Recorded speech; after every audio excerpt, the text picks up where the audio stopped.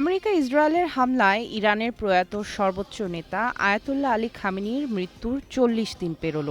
বৃহস্পতিবার সকাল থেকেই ইরানের রাজধানী তেহরানের জুমহুরি স্কোয়ার থেকে আয়াতুল্লাহ খামেনির মৃত্যুর স্থান পর্যন্ত বিশাল পদযাত্রা করেন হাজারো মানুষ। শোক মিছিলে অংশ নিয়েছেন ইরানের প্রেসিডেন্ট মাসুদ পেজেশকিয়ানও।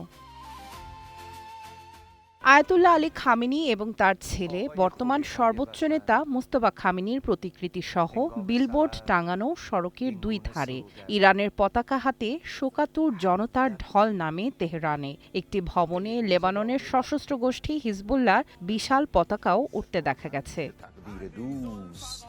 গত ২৮ ফেব্রুয়ারি যুদ্ধের প্রথম দিনেই আমেরিকা ইসরায়েলের হামলায় আয়াতুল্লাহ আলী খামেনি ও তাঁর পরিবারের কয়েকজন সদস্য নিহত হন। একই দিনে হামলায় মৃত্যু হয় ইরানের শীর্ষ সামরিক commander major general Abdur Rahim Mousavi, rear admiral Ali Shamkhani এবং মেজর জেনারেল মোহাম্মদ পাকপুরের মতো প্রভাবশালী ব্যক্তিত্বরা। পদযাত্রা থেকে ইরানের শীর্ষ এ সামরিক কর্মকর্তাদের মৃত্যুতেও শোক প্রকাশ করা হয়।